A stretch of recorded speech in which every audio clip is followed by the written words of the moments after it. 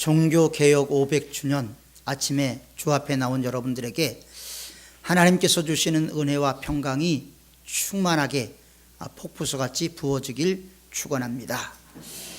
한 민족이 망하는 이유는 비전이 없어서 망하는 경우가 많이 있습니다. 성경도 비전이 없으면, 묵시가 없으면 백성들이 방자히 행한다라고 말씀을 하고 있습니다. 꿈이 없는 사람은 현실에 안주하지요, 현실에 만족을 합니다. 그러나 꿈이 있는 사람은 유혹이 있고 시험이 있어도 그것을 이기고 그 꿈을 향해서 달려나가게 되는 것입니다. 왜냐하면 그 꿈의 결과가 너무나 큰 것이기 때문에 우리의 삶을 미래의 물결에 던지고 그 물결에 따라 전진해 나갈 수가 있게 되는 것입니다. 꿈은 우리가 위기의 순간에 있을 때 우리를 붙잡아 주지요. 그래서 꿈꾸는 자, 이것이 얼마나 중요한가 하는 것을 성경은 말씀하고 있는데, 이 꿈이라는 것이 하루아침에 이루어지지 않는 데 문제가 있습니다. 왜냐하면 꿈은 시련을 먹고 자라기 때문에 꿈을 꾸면 반드시 시련이 있고 넘어야 될 장벽이 있고 또 건너야 될 시험들이 있기 때문입니다. 꿈이 크면 클수록 시련도 크게 되지요. 그래서 옛부터 하늘이 사람을 쓸 때는 그 사람의 뼈를 꺾고 살을 다져서 새롭게 빚어낸다라는 말도 있습니다. 여러분들은 꿈이 있습니까? 꿈이 있다면 어떤 꿈을 가지고 계십니까? 꿈을 가지고 있다면 그 꿈을 이루기 위해서 반드시 대가를 치러야 되겠죠. 대가 없는 열매는 존재하지 않기 때문입니다. 똑같은 사람들이 꿈을 꾸다가도 어떤 사람들은 꿈을 이루기 위해서 마지막까지 전진해 나가는가 하면 어떤 사람은 중도에 포기를 하기도 합니다. 이스라엘 백성들은 느헤미야 때부터 개혁을 시작을 했죠. 느헤미야가 52일에 걸쳐서 예루살렘 성벽을 중건합니다. 개혁의 시작이었죠. 이것이 자신들의 꿈이요 목표라고 생각을 했습니다. 그런데 그들은 성벽을 쌓아가면서 더 큰 하나님의 꿈이 있다는 것을 발견하게 됩니다. 그 꿈은 무엇인가 하면 바로 하나님의 백성으로서 이 세상을 살아가기 위해서 거룩이 있어야 한다는 것입니다. 거룩하게 드려지는 삶이 성전을 중건하는 것보다, 성벽을 중건하는 것보다 더 중요하다라는 것을 이스라엘 백성들은 깨닫기 시작을 했습니다. 구별된 백성으로 살아간다는 것은 이 세상에 빛이 되고 소금이 되는 삶을 의미하고 있는 것입니다. 그래서 성경은 우리들로 하여금 성경에 나오지 않지만 성도라는 단어를 사용을 합니다. 왜 성도입니까? 구별됐다라는 거예요. 거룩하게 구별되었다라는 의미입니다.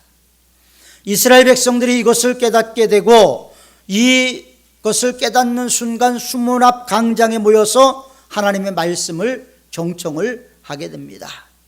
그리고 자신들의 조상들이 지은 죄까지 하나님 앞에 회개를 하게 됩니다.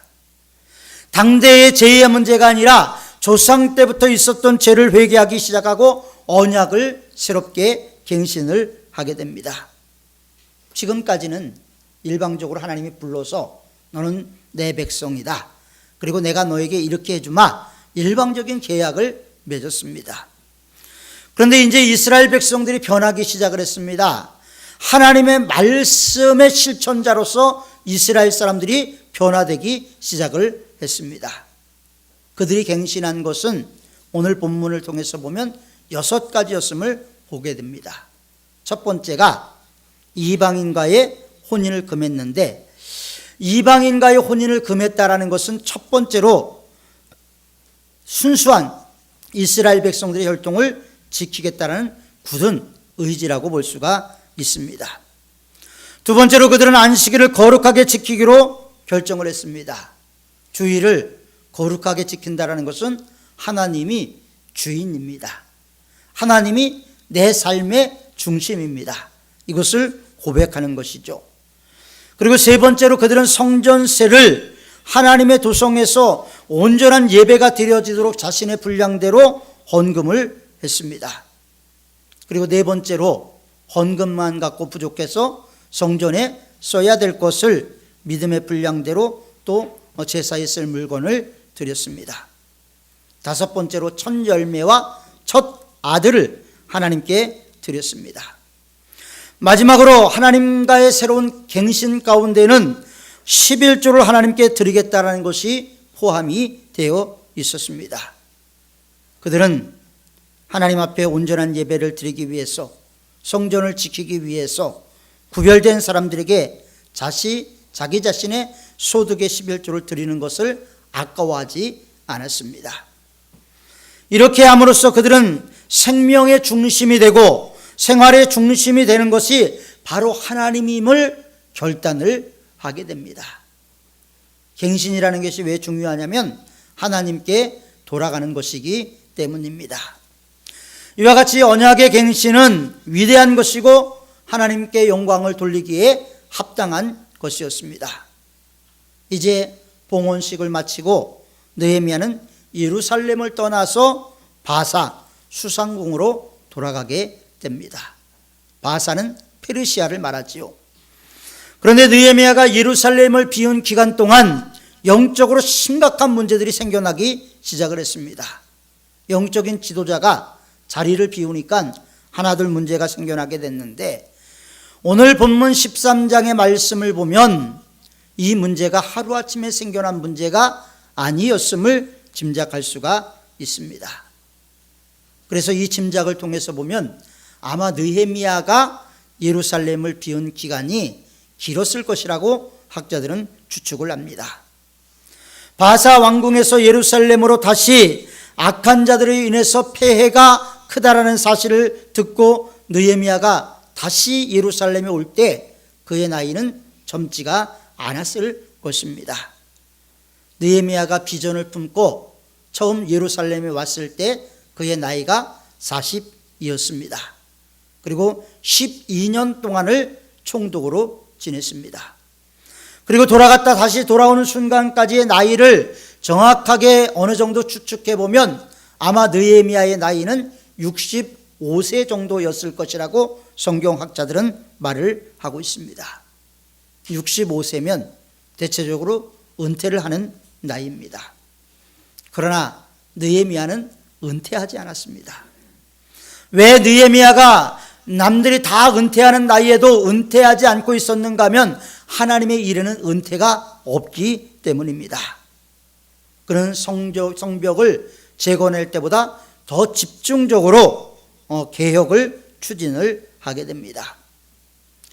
새롭게 예루살렘을 찾은 느헤미야는 꿈을 새롭게 하고 꿈을 감독하는 꿈의 감독자로서 다시 예루살렘에 돌아오게 됩니다. 그런데 느헤미야가 예루살렘에 돌아와서 개혁을 했다면 어떤 개혁을 했을까? 우리가 성경에 세 가지로 나타납니다. 이 세 가지 개혁은 구속의 역사 가운데서 상당히 중요한 부분을 차지하고 있습니다. 왜냐하면 오늘 느헤미야 13장은 구약의 맨 마지막 말씀이기 때문입니다. 우리가 구약 그러면 창세기부터 말라기까지를 구약이라고 이야기를 하고 39권으로 기록이 되어 있습니다. 그런데 말라기가 기록됐을 때는 느헤미야가 이미 바사의 수산궁에 있었던 시절이었고 수산궁에서 이제 다시 예루살렘으로 돌아왔기 때문에 구약에서의 맨 마지막 말씀은 바로 오늘 본문의 말씀이라고 추측을 해도 틀린 것은 아닐 것입니다. 느헤미야 13장의 메시지는 그런 의미에서 구약의 마지막 메시지입니다. 이 말씀을 끝으로 하나님은 400년 동안 침묵을 하게 됩니다. 역사의 긴 어두움 속에 하나님의 말씀을 어떻게 지키고 하나님의 말씀을 어떻게 이어나갈 것인가 하는 것을 느헤미야는 그의 메시지를 통해서 말씀하고 있습니다. 첫 번째는 세상 사람들과 구별되고 구별된 사람을 후원하고 구별된 나를 지키라는 것입니다. 꿈의 개정자요 비전의 감독자로 예루살렘에 돌아온 느헤미야가 가장 먼저 한 것은 구별이었다라는 겁니다. 우리도 구별되어야 됩니다. 세상과 교회가 구별되어야 됩니다. 비거룩한 것과 거룩한 것이 구별되어야 됩니다. 성도와 세상 사람들은 구별이 되어야 하는 것입니다. 하나님께서 선택하고 구별했다라는 것은 이 세상에서 하나님이 우리의 구원자이심을 나타내는 것과 동시에 구별된 우리들은 이 세상의 구원을 위해서 헌신해야 되는 삶을 살아가야 된다는 것을 우리에게 동시에 말씀하고 있는 것입니다. 세상으로부터 거룩을 지키지 않는다면 교회는 이미 교회로서의 기능을 상실한 것입니다. 아무리 레위인이라 할지라도, 아무리 제사장이라고 할지라도 거룩을 잃어버리면 마지막에는 하나님을 배반하고 떠나는 것이 인생의 모습이기 때문입니다. 오늘 본문에 나온 엘리야십은 어떤 사람입니까? 제사장입니다. 느헤미야가 성벽을 재건할 때 가장 먼저 이름이 나오는 사람이었습니다. 그런데 가장 먼저 나오던 그 이름이 이제 13장에서는 하나님을 배반한 사람으로 나오고 있습니다. 평신도가 아니에요. 대제사장입니다. 대제사장이 하나님을 배반을 했다라는 것입니다. 재물 때문에 이스라엘 백성들을 저주했던 발람처럼 그는 권세를 얻기 위해서 하나님을 배반하고 세상의 권력과 결탁을 하게 되었죠. 그는 자신의 손자가 이방 사람인 산발랏의 딸과 결혼하는 것을 방치했습니다. 허용을 했어요. 그리고 그는 산발랏의 친구인 도비아에게 성전에 방을 내어주는 어처구니 없는 일들을 감행을 하게 됩니다. 여기에서 느헤미야는 분노를 합니다. 그의 분노는 인간적인 분노는 아니었죠. 거룩한 분노였습니다. 하나님의 말씀 안에서 하나님의 말씀의 거울로 비춰서 잘못된 부분에 대한 분노였음을 볼 수가 있습니다. 예수님께서 예루살렘에서 장사하는 사람들을 다 상을 엎으면서 채찍으로 그들을 친 것처럼 느헤미야의 분노도 그런 분노였습니다. 그는 도비아의 세간을 다 밖으로 끌어내고 방을 정리하게 됩니다. 그리고 그 방은 하나님의 말씀대로, 하나님이 말씀하신 대로 사용할 수 있도록 새롭게 변화를 시켜나갑니다. 느헤미야의 개혁이 이렇게 아주 속도를 낼 수가 있었던 것은 하나님이 그와 함께 하셨기 때문입니다. 여러분, 대제사장이었던 엘리야십이 하나님을 욕했다면 일반 백성들은 오죽했겠습니까? 그러니 거기서 영적인 구별을 발견해내고 거기서 영적인 삶을 발견해낼 수는 없는 것이었습니다. 이스라엘 백성들은 그동안 자기들이 쌓아왔던 모든 것들을 뒤로하고 세상 권력과 모두가 결탁을 하기 시작을 했습니다. 더군다나 23절부터 29절까지 보면요, 느헤미야가 아스돗 사람과 암몬 사람, 모압 사람과 결혼한 이스라엘 백성들의 가정을 방문을 하게 됩니다. 그리고 방문하고 깜짝 놀랐습니다. 암몬 사람과 결혼한 사람은 자녀들이 암몬의 말은 아는데 이스라엘 말을 모르는 거예요. 모압 사람과 결혼한 사람들은 자녀들이 모압 말을 아는데 이스라엘 말을 모르는 거예요. 이스라엘 말을 모른다는 것은 결국 하나님의 말을 읽을 만한 그런 실력이 없다라는 거죠. 하나님께 돌아가고자 하는 마음이 없었던 것입니다. 이런 내용을 알고 느헤미야는 분노를 참지 못합니다. 그리고 그들의 머리털을 뽑으며 징계를 합니다. 왜냐하면 언어를 잃어버린 것은 믿음을 잃어버린 것과 동일한 것이기 때문입니다. 느헤미야는 엘리야십의 손자가 제사장임에도 불구하고 이방 여인과 결혼한 것을 알고 쫓아버립니다. 좀 너무 잔인한 거 아닌가? 결혼해서 자녀까지 낳는데 다 이혼까지 시켜가면서 이렇게 할 필요가 있는가? 이렇게 생각하는 사람들도 분명히 있을 것입니다. 그러나 느헤미야에게서 하나님은 그것보다 더 중요했던 거예요. 이스라엘 백성들이 하나님께 돌아가야 되는 것은 그것보다 더 중요했기 때문에 그들에게 이혼을 종용하면서까지 하나님께 이스라엘 백성들을 돌리려고 했던 것입니다. 왜냐하면 죄라는 것은 우리 마음속에 들어오기 시작하면 점점 지경을 넓혀가기 때문입니다. 그래서 느헤미야를 보면요, 반복되는 죄를 보게 됩니다. 아니, 구약에도 보면 성경 전체를 봐도 반복되는 죄를 볼 수가 있지요. 그리고 이 문제에 대해서 심각하게 고민한 사람들이 16세기의 종교 개혁자들이었습니다. 물론 16세기 종교 개혁자들 이전에 종교 개혁자들도 있었습니다. 후스가 있었고요, 틴테일이 있었고 많은 순교자들이 나오게 됐습니다.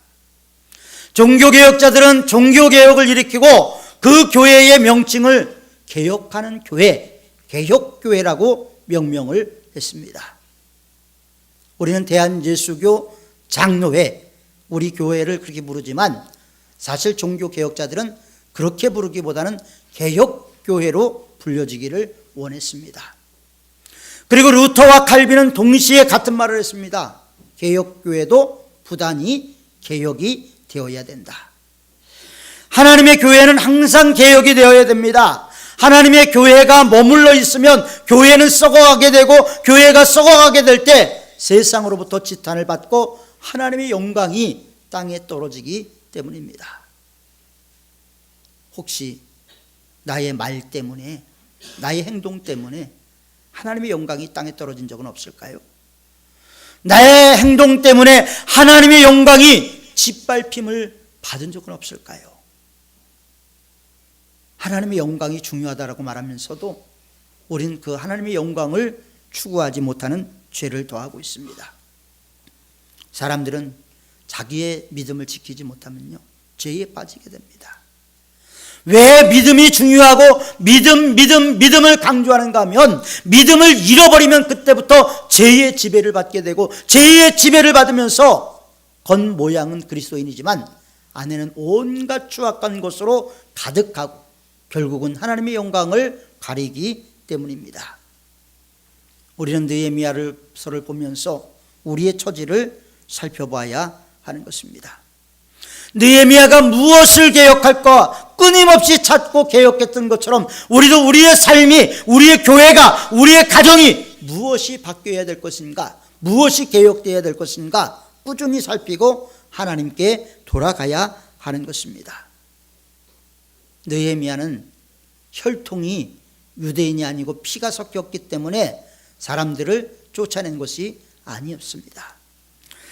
그가 이방인이었을지라도 하나님을 믿고 하나님만 바라보고 나갔다면 아마 느헤미야는 그를 이스라엘 사람들로 인정을 했을 것입니다. 바울도 육적인 혈통에서의 이스라엘과 영적인 혈통에서의 이스라엘을 말하고 있지 않습니까? 하나님의 뜻대로 하면 하나님의 백성, 하나님의 백성이라고 하지만 하나님의 백성으로서의 삶을 살지 못하면 그것은 바로 우상 숭배가 되는 것이고 하나님을 떠난 삶이 되는 것입니다. 여러분, 재판을 받으면서 재판을 받는 죄인이 다른 죄인을 풀어줄 수는 없지요. 물에 빠진 사람이 물에 빠진 사람을 구원해 줄 수는 없습니다.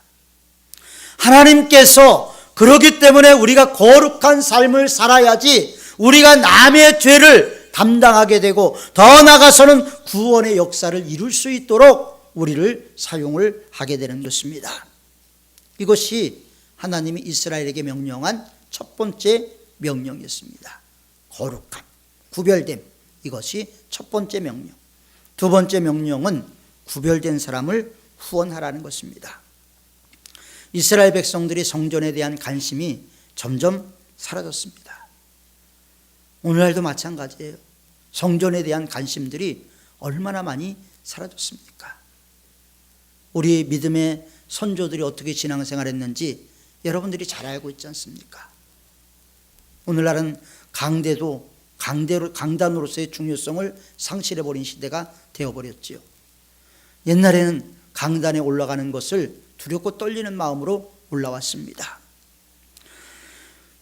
구별된 사람들에 대한 구별되지 못한 모습들이 결국 교회를 무너뜨리게 되고 타락하게 만들었던 것입니다. 구별된 사람들을 후원해야 된다. 그것은 뭐냐면요, 레위인들이 성전에서 일을 해야 되는데 사람들이 11조를 드리고 헌금을 드려서 이 레위 사람들이 생활을 했는데 이게 들어오질 않는 거예요. 헌금 생활이 바닥이 났어요. 그러니까 먹고 살기 위해서 레위인들이 자기의 일터로 다 돌아가게 되었습니다. 이스라엘 전체가 영적으로 퇴보하고 있는 모습을 보게 됩니다. 우리도 마찬가지예요.